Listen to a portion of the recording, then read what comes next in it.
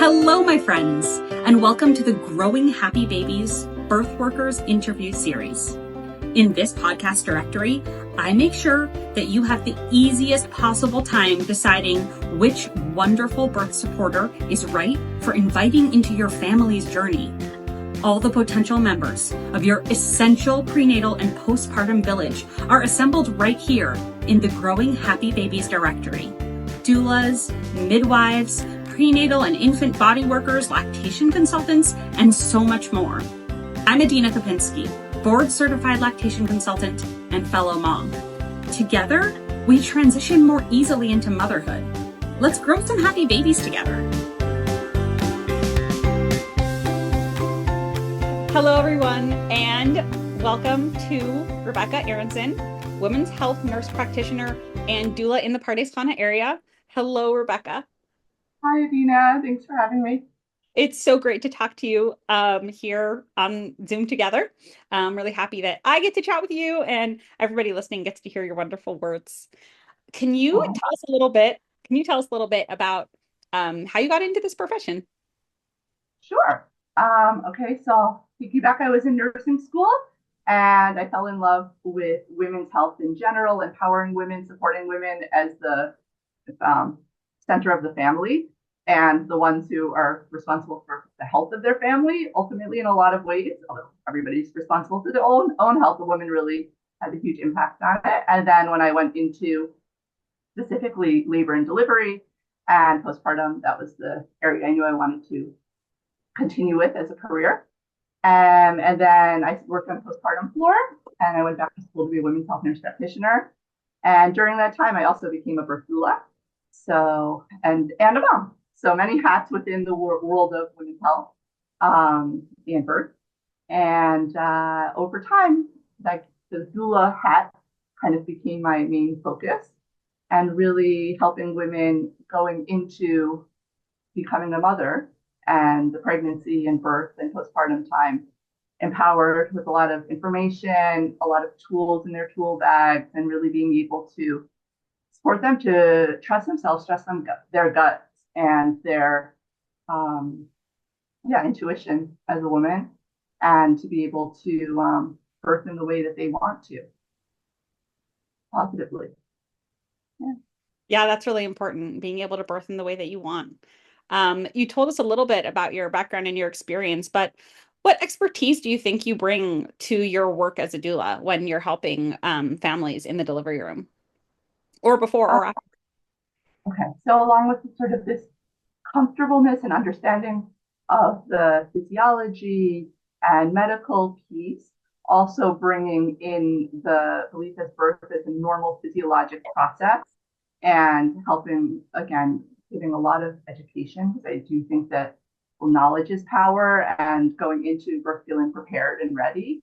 And then also the tool bag that I bring into the birth room itself, whether it's just the LED candles, which sounds like I said just, but it's not just, everything sets the ambiance in the birth room and the music and everything like that, the counter pressure, helping the woman to relay what she wants to the medical staff while she's in her mama bear zone, so that she doesn't need to get out of that parasympathetic nervous system doing good what her body is doing to need to talk to the staff. So essentially being that, and also from English to Hebrew, and from medical in Hebrew to English. So essentially helping to translate in many different ways. That's a specialty of mine. And then the physical and emotional support in pregnancy, birth, and postpartum. And I mentioned I work on a postpartum floor, so also I help prepare women and their partners for what the postpartum time will be like as well. We do a whole session on that, whole session on taking care of mom, postpartum, taking care of baby, postpartum, breastfeeding. And all of that is one of the sessions I offer in the prenatal time as well as a session on birth preparation, breathing techniques. And I like to say I bring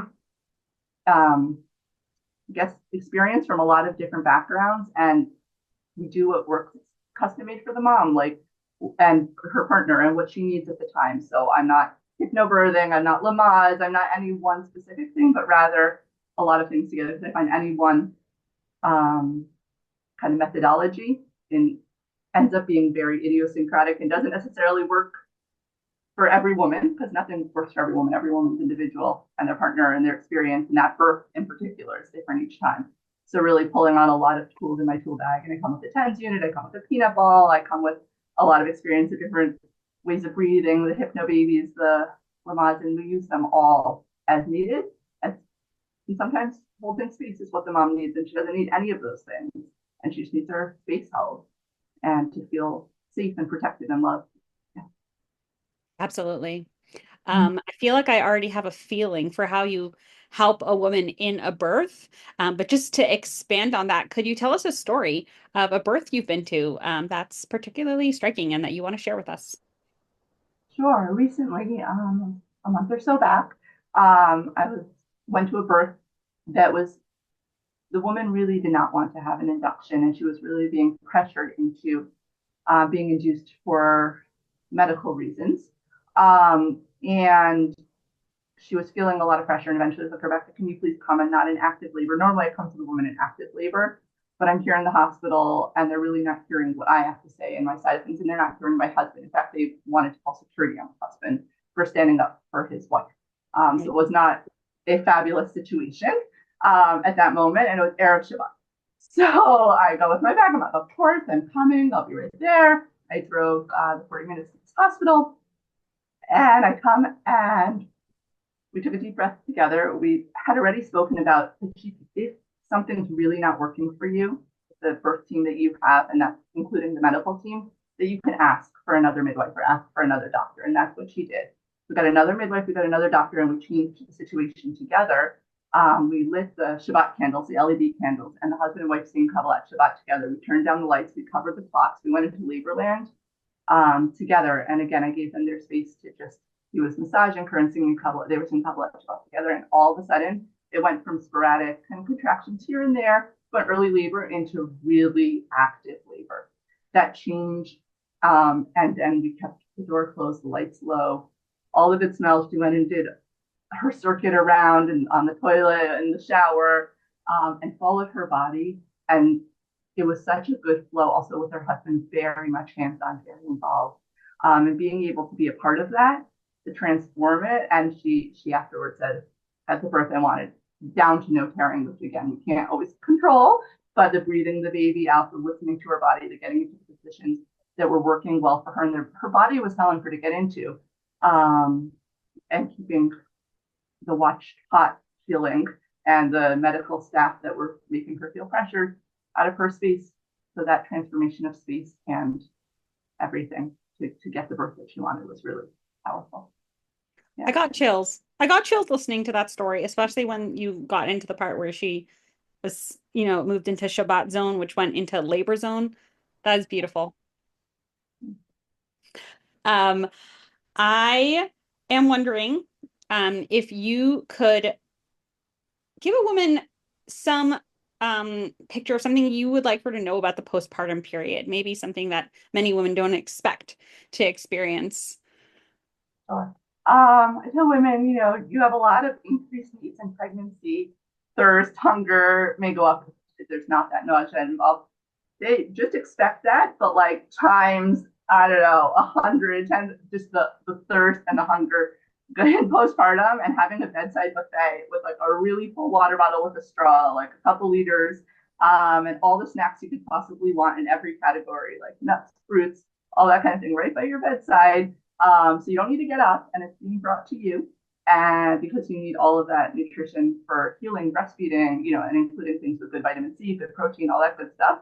And also, I'll throw in that I really encourage women to try side lying breastfeeding if they can. That's a game changer, to not need to keep getting up to feed their baby, but rather side lie with their baby. So again, everything being small in that mama bear cave zone bubble, still brought to her bedside, the food, the drink, the baby, everything right there with her, not needing to move. And I thought, yeah, a lot of women are surprised by that, how thirsty you really are, how it's really like the Sahara Desert and like your stomach eating itself if you don't have, what you need there. I do really like to practice sideline breastfeeding with moms before they give birth. Obviously, it's half a practice because there's no baby yet. But just like you're lying down in your bed like this, and your baby will be belly to belly with you lying on their side, and you can latch them and not sit up. The game changer. That was really great. I love the things you had to say and the stories that you told us. I'm really happy you were here for all of us to get to know you. Thank you, Rebecca. Thank you. Thank you, Adina.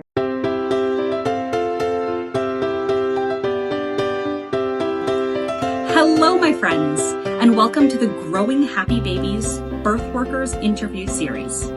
In this podcast directory, I make sure that you have the easiest possible time deciding which wonderful birth supporter is right for inviting into your family's journey.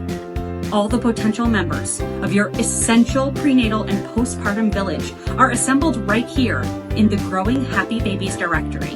Doulas, midwives, prenatal and infant body workers, lactation consultants, and so much more. I'm Adina Kopinski, board-certified lactation consultant and fellow mom. Together, we transition more easily into motherhood. Let's grow some happy babies together.